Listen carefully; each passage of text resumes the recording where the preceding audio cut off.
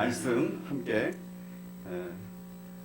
봉독하겠습니다. 하나님 말씀은 마태복음 2장 5절과 6절 말씀입니다. 마태복음 2장 5절과 6절 말씀 시작. 이르되 유대 베들레헴이오니 이는 선지자로 이렇게 기록된 바 또 유대 땅 베들레헴아 너는 유대 고을 중에서 가장 작지 아니하도다. 내게서 한 다스리는 자가 나와서 내 백성 이스라엘의 목자가 되리라 하였음이니이다. 아멘. 한 번 더 공동하겠습니다. 시작. 이르되 유대 베들레헴이오니 이는 선지자로 이렇게 기록된 바 또 유대 땅 베들레헴아 너는 유대 고을 중에서 가장 작지 아니하도다. 내게서 한 다스리는 자가 나와서 내 백성 이스라엘의 목자가 되리라 하였음이니이다. 아멘. 제목 같이 읽겠습니다. 시작. 예수님은 누구십니까? 왕의 사역은 목자의 목축입니다. 예수님은 누구십니까? 시리즈로 이제 오늘 세 번째고, 그리고 내일 새벽기도, 그리고 모레 새벽기도, 그리고 수요일 새벽기도 지나고 송구영신 예배를 하게 될 때는 바로 예수님은 누구십니까? 그 6번째가 됩니다. 지금 계속 기념 새벽기도를 통해서 함께 말씀을 나누고 있습니다. 자, 오늘 본문에서 예수님은 누구십니까? 하면서 본문이 비교를 딱 합니다. 본문은 분명히 6절에서 다스리는 자, 즉 왕이시다 이렇게 말합니다.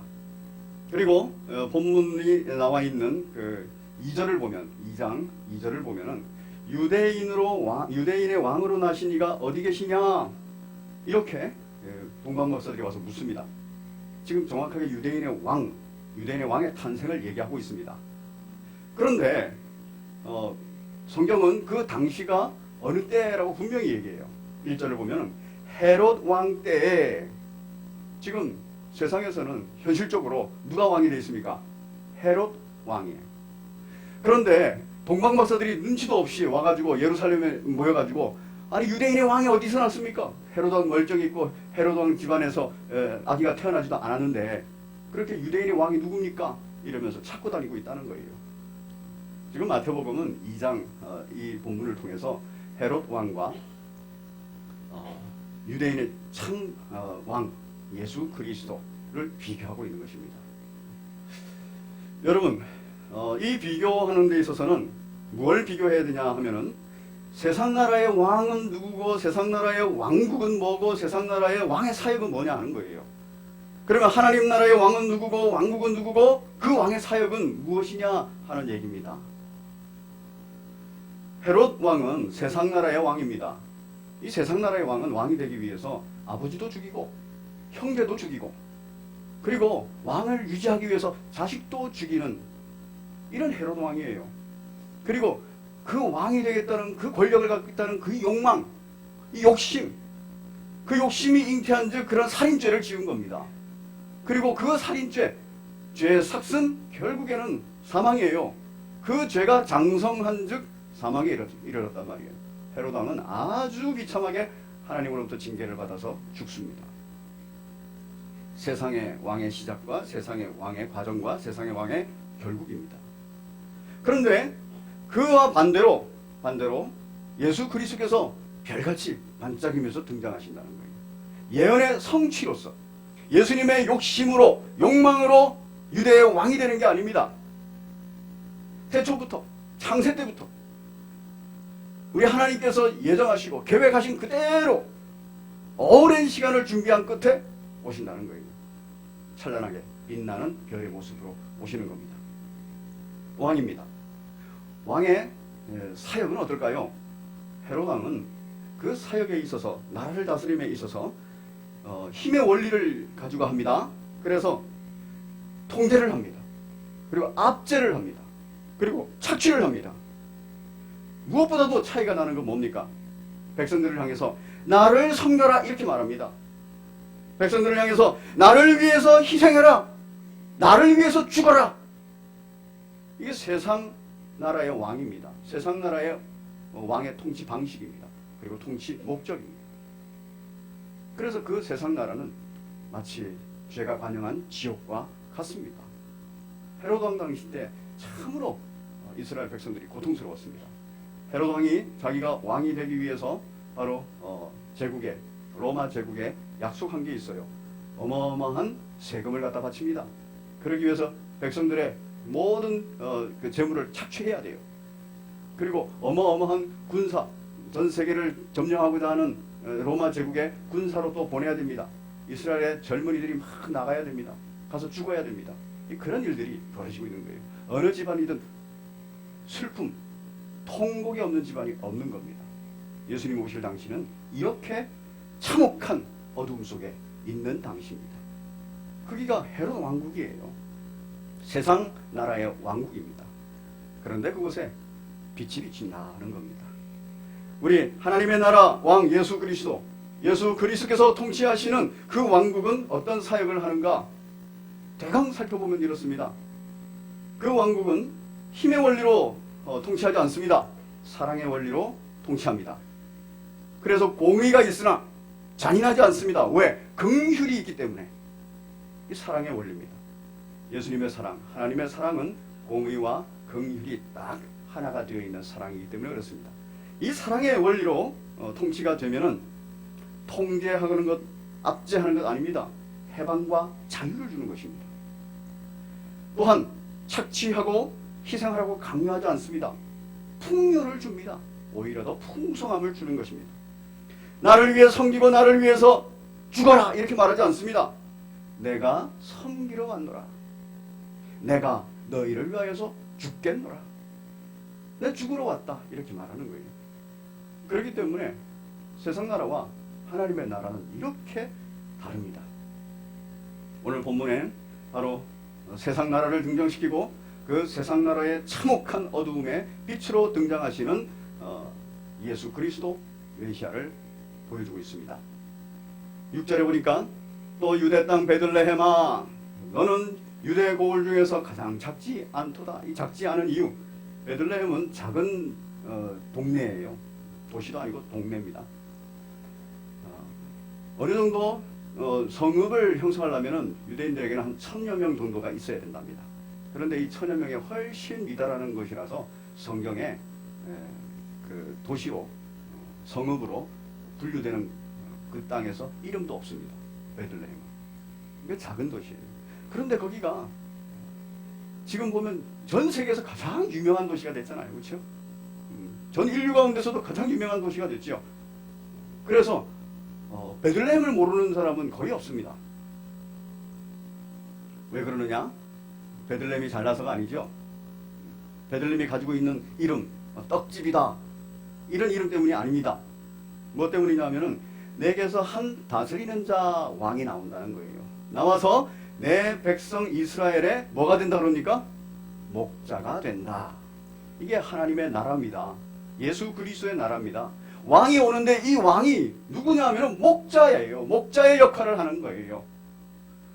왕이 있고 왕의 사역을 하는데 이 왕은 목자로서 목자의 사역을 하는 것입니다. 그래서 하나님 나라의 왕의 사역은 목자의 목축입니다 라고 제목을 쓴 것입니다. 오늘 우리는 이 목자의 목축에 관하여서 조금 더 구체적으로 알아야 됩니다. 왜 이걸 알아야 되냐 하면은 저와 여러분들은 목자는 아닙니다. 성경이 말하는 목자는 오직 유일하신 예수 그리스도밖에 없어요. 그런데 저와 여러분들이 예수 그리스도 안에서 구원받았기 때문에 목자적인 일을 해야 되는 사람이에요. 왜? 목자적인 존재니까. 그래서 그리스도라는 이름을 예수님이 가지고 계시고 저와 여러분들은 예수님 안에서 구원받은 사람, 그래서 그리스도인이라는 이름을 가지고 있습니다. 예수님께서 목자의 사역 목축을 하셨고 우리는 그리스도인의 사역, 바로 목축에 해당하는 일들을 해야 되는 거예요. 담임 목사도 그러하고 우리 모든 교역자들도 그러하고 또 우리 교구장, 순장 모두가 그러한 겁니다. 그리고 모든 그리스도인이 다 목자로서 목자적 사역을 해야 되는 사람이에요. 2019년도 이제 다 지나갑니다. 2020년도에 우리는 왕의 사역을 해야 돼요. 예수 그리스도 왕의 사역, 목자의 그 목축을 해야 됩니다. 그래서 2020년도에는 우리 성심교회가 진정한 왕의 나라, 진정한 하나님의 나라, 진정한 목자의 나라, 진정한 목축이 일어나는 나라가 되어야 됩니다. 어떤 의미인지를 우리가 본문이 인용되어 있는 미가서를 보면서 함께 보겠습니다. 미가서 5장을 펴보시기 바랍니다. 미가서 5장을 펴보시면은 좀 본문 구성이 5장 1절이 떨어져 있어요. 2절부터 시작이 됩니다. 그래서 제가 주보에도 마태복음 2장 5절 6절 해놓고 괄호하고 미가서 5장 2절부터 4절 이렇게 기록을 해놨습니다. 성경이 이렇게 번역이 된 이유는 원래 그 마소라 텍스트라고 하는 그 원본 성경이 있어요. 더 오래된 성경. 거기에는 이 5장 1절이 4장 14절로 기록되어 있습니다. 그런데 믿음의 후배들을 위해서 최초로 헬라어로 번역한 70인경이라는 게 있습니다. 왜냐하면은 이스라엘 백성들이 바벨론 포로 이후에 전 로마 제국으로 다 흩어졌지 않습니까? 그걸 디아스포라라 그래요. 그러면서 뭐 400년, 500년 이렇게 흘러버리니까 이 2세, 3세, 4세들이 이 히브리 말을 모르는 거예요. 열심히 가르쳤지만 성경을 읽고 복음을 깨달을 정도로 히브리 말을 모르는 겁니다. 그래서 히브리어로 되어 있는 구약 성경을 그들이 읽기 쉽게 헬라어로 번역한 거예요. 그걸 70인경이라고 합니다. 그런데 이 70인경은 70명의 장로들이 모인 거예요. 70명의 장로들이 모여가지고 번역을 했는데 그때 번역하면서 이 4장 14절에 있는 내용을 5장 1절로 옮겨놓은 겁니다. 그리고 오늘날 많은 성경들이 이대로 번역을 또 했어요. 한국 성경도 그걸 따르고 있습니다. 그런데 오래된 것이 좋은 거고 원본인데 왜 이렇게 번역을 했을까? 그리고 더더욱이 칼빈도 종교개혁의 그런 한 사람 개혁주의자인 칼빈도 그가 주석을 쓰면서 이 부분을 다시 회복시키지 않았어요. 그냥 이렇게 번역했습니다. 그리고 주석을 달았어요. 왜 그랬을까 생각을 해봤습니다. 읽어보면은 구조가 탁 나옵니다. 어떤 구조냐 하면은 5장 1절의 내용과 5장 5절의 내용 그리고 그 사이에 2절부터 4절이 있다는 것을 알게 됩니다. 5장 1절의 내용 같이 한번 읽어보겠습니다. 시작. 딸 군대여 너는 때를 모을지라도 그들이 우리를 애워쌌으니 막대기로 이스라엘 제자의 뺨을 치리로다. 4장은 3장부터 시작되는데 이 4장은 여호와께서 이제 다시 회복시켜서 평화의 나라로 주신다는 얘기예요. 그 약속이 있는데 그 4장 끝에 있던 14절 이제 5장 1절로 옮겨진 이 본문은 어떤 거냐면은 수치를 당한다는 얘기입니다. 그래서 내용상 전환이 일어나요. 딸 군대여 너는 때를 모을지어다. 이럴 때 딸 군대라는 것은 아주 연약하게 되어 있는 연약한 이스라엘을 말합니다. 이스라엘이 지금 연약하다는 거예요. 그런데 그 연약한 그런 사람들이 지금 막 모여야 된다는 거예요. 모이게 힘써야 된다는 겁니다. 왜냐하면은 그 주변 국가 북이스라엘 향해서는 아수르가 남유대를 향해서는 바벨론이 그렇게 그들이 우리를 애워쌌으니 막대기로 이스라엘 재판자의 뺨을 치리로다. 이스라엘 재판자의 뺨 상징적으로 바로 이스라엘 왕의 뺨을 친다. 바로 굴욕적으로 변한다는 거예요. 미가서는 유대 땅에서 이스라엘 백성들을 향해서 쓴 내용입니다. 그래서 이스라엘 백성이 BC 722년에 망해요. 이스라엘이 북이스라엘이. 그런데 이 미가는 약 700년대 그때 이사야와 함께 활동했던 사람이에요. 그 얘기는 이 미가서가 기록된 이후 한 20여 년 후에 북이스라엘이 망한다는 겁니다. 그런데 이 미가서는 북이스라엘을 향해서만 말하지 않았어요. 남유대를 향해서도 얘기를 합니다. 남유대는 이스라엘 망하고 나서 약 150년 후에 망합니다. 그런데 멸망의 징조는 이미 그 전부터 다 보여요. 그렇기 때문에 똑같은 얘기를 하면서 북이스라엘에도 경고하고 남유대도 경고하는 거예요. 우리 미가서 1장 1절을 보면은 정확한 얘기가 나옵니다. 같이 읽습니다. 시작. 유다의 왕들 요담과 아하스와 히스기야 시대에 모레셋 사람 미가에게 임한 여호와의 말씀이 곧 사마리아와 예루살렘에 관한 묵시라. 사마리아는 북이스라엘의 수도입니다. 예루살렘은 남유대의 수도입니다. 그래서 멸망하는 12지파 이스라엘 전체를 향해서 묵시하는 내용이에요. 그런데 결국에 북이스라엘이든 또는 북이스라엘이 망한 후 150년 후에 망하는 남유대든 어찌됐든 똑같은 범죄 안에 들어가고 똑같은 상황 안에 들어간다는 얘기입니다. 그래서 그 상황이 연약해지고 연약해질 대로 연약해진 바로 북이스라엘이여 남유대여 하나님의 나라여 너는 지금 빨리 모이게 힘을 써야 된다, 이런 얘기입니다. 왜냐하면 적군이 우리를 멸망하려고, 멸망시키려고, 하나님이 바로 우리를 향한 심판의 도구로 아수르를 사용하고 바벨론을 사용할 때가 됐다는 거예요. 그런데 그때 상황은 어떻게 되느냐? 왕이 수치를 당하는 상황. 호세아가 북이스라엘에 북이스라엘 망하고 왕이 된 호세아가 끌려가면서 어마어마한 수치를 당하죠. 밧줄에 끌려갈 뿐만 아니라 눈이 뽑히는 그런 일들이 벌어져요. 여러분, 얼마나 수치스럽습니까? 우리나라도 그런 수치가 있습니다. 그렇죠? 우리 이 성심교회가 자리하고 있는 이 석촌동은 그런 수치의 증거를 가지고 있는 동네지요. 뭡니까? 그렇죠. 역시 석촌동 동민답습니다. 삼전도비예요. 삼전도비는 우리가 잘 알다시피 병자호란 때 청태종이 와가지고 인조 왕, 조선의 인조 왕에게 아주 수치스러운 일을 정한 거예요. 그래서 46일 만에 막 공격해서 들어와 버렸어요. 그리고 남한산성에 숨어있는 인조를 불러냈습니다. 그리고 3번 절을 할 때마다, 한 번 절을 할 때마다 3번씩 머리를 조아리게, 이 조아리다는 말은 땅에다 쿵쿵 박으라는 얘기예요. 이게 3배 구고두례라는 겁니다. 근데 그걸 한 번만 하는 게 아니라 3번을 하는 거예요. 3배를 하면 9번을 갖다가 머리를 조아리는 그런 일이 있어요. 머리를 땅에다 박아야 돼요. 바로 본문에서 말하는 재판자가 뺨을 맞는 것보다 더 수치스러운 일입니다. 그런데 그게 꽝꽝 박는 소리가 청태종이 귀에 들려야 돼요. 그 앞에서 듣고 있으니까. 안 들린다, 다시 시작. 안 들린다, 다시 시작. 그래서 수십 번을 머리를 땅에다 박은 겁니다. 그래서 이마에서 피가 철철철 흘렀다는 거예요. 그 모든 수치의 기록을 삼전도비에 다 기록해 놓은 거예요. 그것도 세계 나라의 언어로 전 세계에다 그 수치를 다 알려준 겁니다. 얼마나 부끄럽습니까?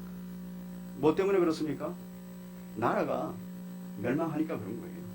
북이스라엘이 멸망하니까 그런 수치를 당하는 거고, 남유대가 멸망하면 그런 수치를 당하는 거예요. 어두운 시대입니다. 어두운 시대입니다. 이스라엘이 지금 그런 위기에 있는 거예요. 그런 위기에 경고의 말을 하는, 그 경고의 메시지를 던지는 것이 바로 이 미가서입니다. 여러분, 이 경고 속에는 소망이 있습니다. 그러고서 너희들은 망할 것이다 이렇게 말하지 않습니다. 끝날 것이다 이렇게 말하지 않습니다. 너희에게 하나님이 보내시는 왕이 선다. 2절, 미가서 5장 2절 같이 읽겠습니다. 시작. 베들레헴 에브라다야, 너는 유다 족속 중에 작을지라도 이스라엘을 다스릴 자가 내게서 내게로 나올 것이라. 그는 근본은 상고의 영혼에 있느니라. 이스라엘을 다스릴, 12지파 이스라엘을 다스릴 그러한 왕이 나오는데, 그 왕은 언제부터 계셨던 분이냐 하면 영원 가운데 계셔서 영원부터 영원토록 계시는 분이다 이렇게 말하는 거예요. 하나님이라는 말이죠. 그분이 이제 성육신에서 이 땅에 들어오신다. 그래서 세상 나라와 달리 바로 우리 하나님의 나라를 다스리실 것이다. 세상의 이 어둠 속에서 하나님 나라가 핍박받고 고난당했는데 이제 회복될 것이다. 그건 오직 예수 그리스도만이라는 거예요. 뭐 이렇게 비유를 하면은 오해하실 분도 계시지만, 우리 대한민국 땅에 교회가 참 수치를 당하고 있어요. 재판자의 뺨을 맞는 것처럼 수치를 당하고 있어요. 그러나 세상은 어떻습니까? 많이 어둡습니다. 그 역할을, 왜 그렇게 어두워졌어요? 교회가 교회다운 모습, 교회다운 역할을 못 해왔기 때문에 그래요. 그 대가를 지금 지불하고 있는 중이죠. 그러면 이것이 절망적이고 이것이 끝난 겁니까? 그렇지 않죠. 우리에겐 예수 그리스도가 계셔요. 그래서 성탄절에 예수 그리스도를 다시 한번 기념하는 겁니다. 예수 그리스도께서 할례받은 날을 또 기념하면서 예수 그리스도께서 어떤 왕의 사역을 하셨는가, 이 사역이 우리 속에 일어나기를 바랍니다라고 기도하는 겁니다. 그런데 우리들 생각하고는 좀 달라요. 뭐냐면 우리들은 고난과 환난 이런 수치를 겪지 않고 그냥 지나가 버렸으면 좋겠어요. 피해가 버렸으면 좋겠어요. 그런데 하나님의 생각은 다릅니다. 하나님께서는 그 기간을 보내야 된다. 즉 대가를 지불해야 된다. 그 대가를 지불한 고난과 환난 후에 빛으로 내가 다시 회복하겠다. 그 내용이 2절에 있습니다. 3절에 있습니다. 3절 시작. 그러므로 여인이 해산하기까지 그들을 붙여두겠고 그 후에는 그의 형제 가운데 남은 자가 이스라엘 자손에게로 돌아오리니. 자, 이건 남유대가 바벨론에 의해서 망했을 때 얘기를 하는 거예요. 그래서 뭐라 그러냐면 여인이 해산하기까지, 여인이 아기를 잉태하고 10개월 정도를 뱃속에서 있지 않습니까? 그때 참 산모가 고생하지요. 입덧도 하고 먹는 것도 문제 생기고 다니는 것도 불편하고 아주 고생을 해요. 이 고난이에요. 그 고난의 기간을 보내게 된다는 겁니다. 바벨론에 잡혀가서 70년의 고난의 기간을, 70년의 정결케 되는 기간을 보낸다는 거예요. 그리고 나면 하나님께서 그들 중에서 남은 자를 다시 이스라엘 본토로 데리고 오시겠다는 거예요. 포로 기간이죠. 이 기간을 보내야 된다라는 거예요. 우리나라에도 이와 비슷한 기간이 있었습니다. 아주 수치스러운, 국가적으로 수치스러운 또 날이 있는데 그때가 언제냐면 경술국치. 2010년도 8월 29일 일본에게 완전히 국권을 빼앗겼어요. 경술국치라 그럽니다. 나라가 수치를 당했다. 그리고 나서 그로부터 36년간 일제강점기를 보냅니다. 그리고 36년이 끝나는 날 해방을 맞게 되죠. 1945년 8월 15일 36년입니다. 그 해방이 바로 빛이에요. 그 기간을 보낸다는 것입니다. 그럼 그 기간 동안에 정결함이 일어나야 되는 거예요. 그리고 다시 회복이 되는 겁니다. 그 기간을 다 보내고 나서 그 기간 동안에 전 세계에 흩어졌던 한국 민족들, 독립운동가들이 들어왔죠. 중국 상해에서도 들어오고 미국에서도 들어오고 전 세계적으로 흩어졌던 그런 독립운동한 사람들이 들어왔습니다. 남은 자들이 이스라엘 자손에게로 돌아오게 되는 것과 같습니다. 이스라엘도 마찬가지입니다.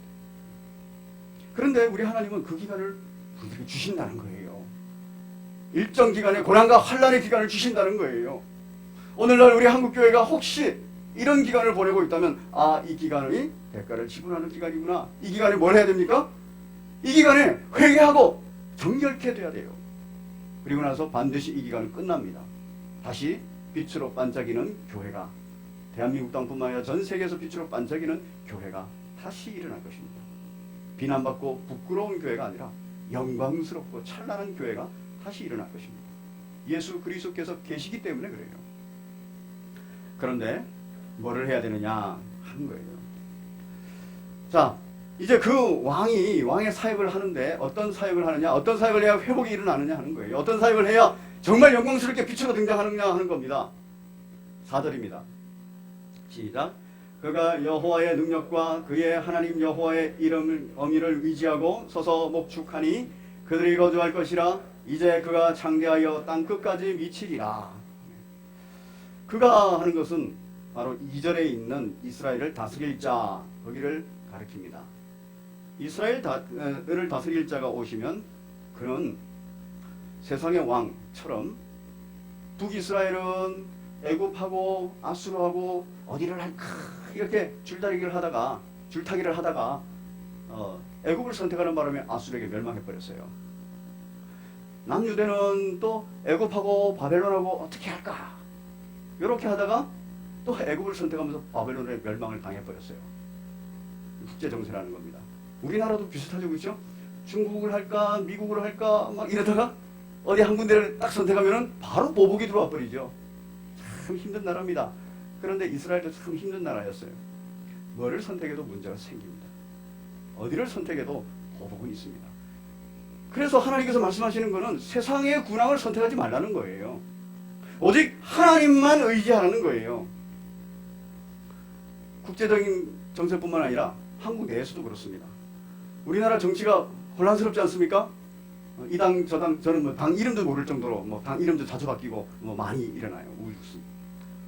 그런데 이 당에서 정권을 얘기하고, 그러니까 당이라는 것은 목축이 목적이 아니에요. 국민을 잘 살게 하는 게 목적이 아니고 딱 정당의 정의, 그 사전적인 정의를 보면 정권 획득을 목적으로 한다 이렇게 돼 있어요. 정권 획득을 위해서 국민들에게 잘해줘서 표를 얻는다 이렇게 돼 있어요. 여러분 정권 획득이 목적이에요.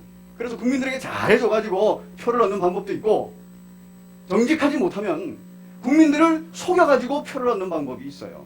그래서 우리나라에서는 공약이 공약이다 이렇게 말하죠. 왜? 정권을 잡고 나면은 그 다음에 완전히 그냥 옛날에 약속했던 거 다 잊어버릴 뿐이니까. 어느 당이든 그 당이 그 당이에요. 그래서 정치인들도 말하죠. 당을 보지 마시고 뭐를 보라 그래요? 공약을 보라 그래요. 근데 이러면 공약을 봐도 이 거짓말인지 참말인지 어떻게 알아요? 어디에 의지할 수가 없습니다. 오늘날 한국교회는 아주 정확하게 분별해야 됩니다. 제가 무슨 정치 얘기를 하는 거 아니고 우리 국민들이 알아야 되는 거, 비성경적인 얘기들을 하는 것을 하나님께 의지해서 구해야 돼요. 어느 당이 이거를 해결해 주겠습니다, 이거를 합니다 이렇게 말해도 그 말대로 되는 거 아니거든요. 하나님께 의지하라고 해요. 차별금지법이 있습니다.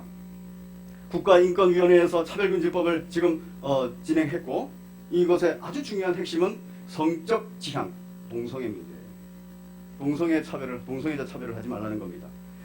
이미 이 법을 기초로 각 지방단체들이 인권조례가 지금 만들어지고 있어요. 이거 우리나라의 문제입니다. 비성경적인 거예요. 하나님 원치 않는 거예요. 낙태금지가 되어 왔었는데 낙태금지 폐지법이 발의가 됐고 통과됐어요. 그래서 2021년부터 낙태는 합법화됩니다. 하나님께서 원치 않는 겁니다. 간통죄 폐지가 됐어요. 성적인 문란들이 일어납니다. 종교인 과세 이미 지금은 추천 상태로 해서 시행되고 있습니다. 그런데 얼마 가지 않으면 이거 강제 집행이 됩니다. 그리고 종교인 과세뿐만 아니라 교회의 과세, 종교단체의 과세도 들어올 겁니다. 이게 정해져 있는 거예요. 양심적 병역 거부, 이거 허용됐습니다. 종교적인 이유로 병역을 거부할 수 있게끔 계속 논의가 되고 있어요. 사회복지시설에서 종교행위 금지법, 이거 시행하려고 하다가 현재는 좀 철회된 상태예요. 그런데 이거 아주 끝까지 철회될까요? 아니에요. 계속 이 얘기가 진행될 겁니다. 우리는 이 문제를 놓고 기도해야 돼요. 이 문제를 해결해 줄 수 있는 당이 저 당인가 보다, 저 당인가 보다 이렇게 해결할 게 아니에요. 그게 아니라 이 문제를 놓고 어떻게 해요? 4절에 그가 여호와의 능력과 그의 하나님 여호와의 이름의 위엄을 의지해야 된다는 거예요. 다스릴 자 왕은 바로 오직 하나님께만 의지하는 거예요. 세상의 군왕에 의지하지 않습니다. 아수르가 해결해 줄 거야, 애굽이 해결해 줄 거야, 바벨론이 해결해 줄 거야, 애굽이 해결해 줄 거야, 이렇게 의지하지 않습니다. 하나님의 나라는 그렇게 하면 안 되는 거예요. 그래서 북이스라엘과 남대가 다 망해버린 겁니다. 교회가 이 사람이 해결해 줄 거야, 저 사람이 해결해 줄 거야, 이 대통령이 해결해 줄 거야, 저 대통령이 해결해 줄 거야, 이래가지고는 되는 게 아니에요. 하나님께 의지해야 돼요. 하나님께 기도해야 돼요. 어느 기간에 여인이 해산하기까지, 잉태해서 해산하기까지의 그 기간에는 정말 집중적으로 기도해야 돼요. 이 시대가 가지고 있는 기도 제목입니다. 이 시대가 가지고 있는 사명입니다. 예수 그리스도께서는 이 모든 문항을, 이 문제, 이 법들을 가지고 얼마나 아파하시겠습니까? 그리고 수도 없이 경고를 했어요. 그런데 세상은 막 이렇게 끌고 갑니다. 놀랍게도 교회도 이 중에 상당수가 동의를 하고 가는 중이죠. 신학생들이, 젊은 신학생들은 이미 여기에 동의를 거의 했어요. 합리적이라고. 이거는 어느 당의 문제가 아니라, 어느 정당의 문제가 아니라 교회의 문제, 진리의 문제. 이 교회가 하나님께 의지하느냐, 하나님의 능력에 의지하느냐, 그래서 하나님께 기도하느냐, 이 문제라는 거예요. 그가 다스릴 자가 와서 하는 일이 뭡니까? 여호와의 능력과 그의 하나님 여호와의 이름의 위엄을 의지하고 서서 그걸 기반으로 했다는 얘기예요. 그걸 기반으로 해서 목축하니. 이게 정확한 의미가 이 목축입니다. 이전 번역에는 먹이니 이렇게 돼 있어요. 근데 이 먹이니 이런 의미가 옳지 않습니다. 이 말은 정확한 원어적인 단어의 의미가 목자가, 목동이 자기 양에게 꼴을 먹이는 것과 같다 이렇게 돼 있어요. 그래서 먹여야 돼요. 의지하고 서서 목축한다, 목양한다. 목양의 가장 큰 핵심은 먹이는 거예요. 말씀을 먹이는 것이고 양식을 먹여서 건강하게 하고 살리는 겁니다. 목축의 목적이 뭡니까? 양떼를 보호하고 인도하는 거예요. 쉴만한 물가로, 푸른 초장으로. 오늘날에 우리 성심교회뿐만 아니라 한국교회는 이제 말씀을 먹여야 돼요. 그리고 그 말씀으로 보호하고 인도해야 돼요. 돌덩이를 떡덩이로 만들어서 먹을 때가 아닙니다. 하나님의 입에서 나오는 모든 말씀으로 먹여야 되고 먹어야 될 때입니다. 우리 성심교회 말씀으로 섬기는 영적 지도자들이 많습니다. 그들이 인간적인 방법으로 이렇게 하는 거 아니에요. 아주 근본적인 그 서 있어야 될 곳은 하나님의 능력과 하나님 여호와의 이름을 위험해 거기에 의지해서 서야 되고, 거기에서 정말 목동처럼 예수님께서 하신 것처럼 그렇게 말씀으로 먹여야 되는 겁니다. 우리 예수님께서 오셔서 하신 목자의 목축이 바로 먹이는 거였어요. 말씀을 먹이는 거였어요. 바리새인 서기관 율법사들이 왜곡시켜 놓은 구약의 말씀을 제대로 해석해서 먹이는 거였습니다. 그 일이 일어나야 되는 겁니다.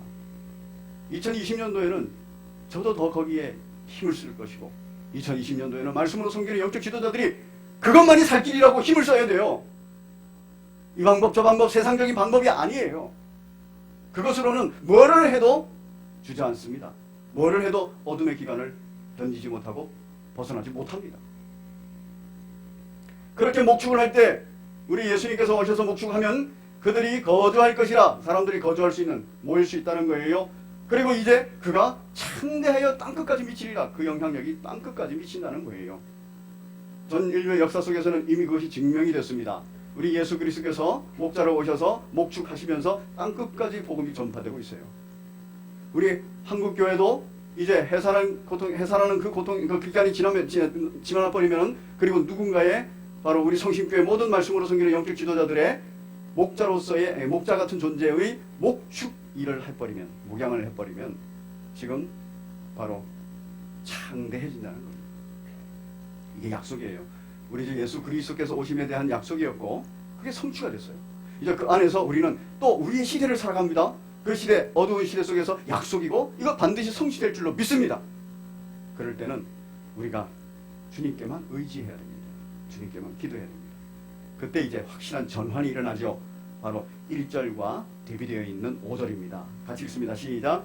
이 사람은 평강이 될 것이라. 아수르 사람이 우리 땅에 들어와서 우리 궁들을 밟을 때에는 우리가 7 목자와 8 군왕을 일으켜 그를 치리라. 여러분, 예수님이 혼자서 다 하시는 거 아니에요. 예수님이 일을 하실 때, 예수님이 목축을 하실 때에는 바로 7 목자를 세우신다. 그리고 8 군왕을 세우신다. 예수님의 때가 오면은 참 훌륭한 목자들, 말씀으로 섬기는 영적 지도자들이 세워질 거예요. 그리고 참 그 말씀에 순종하는 정치가들도, 위정자들도 생겨날 겁니다. 그때를 놓고 기도해야 되는 거예요. 그러면 6절에서 아수르도 멸망시키고, 그래서 7절에서 야곱의 남은 자들이, 8절에서 야곱의 남은 자들이 다 돌아온다는 거예요. 여러분,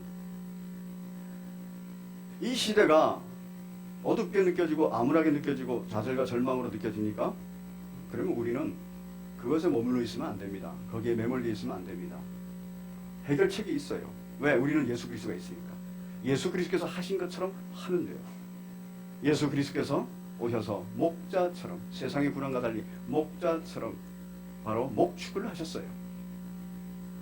양에게 먹이시고 양을 보호하고 인도했고 대신 죽으셨어요. 요한복음 10장에 바로 선한 목자 이야기가 나옵니다. 그런데 누구와 비유가 되느냐 하면 이 선한 목자와 삭군이 비유가 돼요. 요한복음 10장에 보면 선한 목자는 어떻게 하느냐? 10장 4절입니다. 양의 문이 되어서, 10장 10절입니다. 시작. 도둑이 오는 것은 도둑질하고 죽이고 멸망시키려는 것뿐이요 내가 온 것은 양으로 생명을 얻게 하고 더 풍성히 얻게 하려는 것이라. 목축해서 잘 먹이시는 것이라는 거예요. 그런데 도둑은, 세상 왕은, 거짓 왕은, 그들은 도둑질하고 죽이고 멸망시킨다 그랬어요. 우리 예수님은 생명을 얻게 하고 더 풍성히 얻게 하는 게 그게 목적입니다. 11절 같이 읽습니다. 시작. 나는 선한 목자라. 선한 목자는 양들을 위하여 목숨을 버리거니와.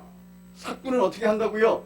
목자가 아니라 그랬어요. 이건 삭군 목자가 아닌 거예요. 삭군은 목자가 아닙니다. 양도 제 양이 아니라 이리가 오는 것을 보면 양을 버리고 도망가 버린다는 거예요. 이리가 양을 물어가도 또 쫓아가서 잡아오지도 않는, 구해내지도 않는 겁니다. 삭군 인가들에게 돌보지 않는 거예요. 삭군은 더 나아가서 양 배가 고프면 주인 몰래 양을 잡아먹어버립니다.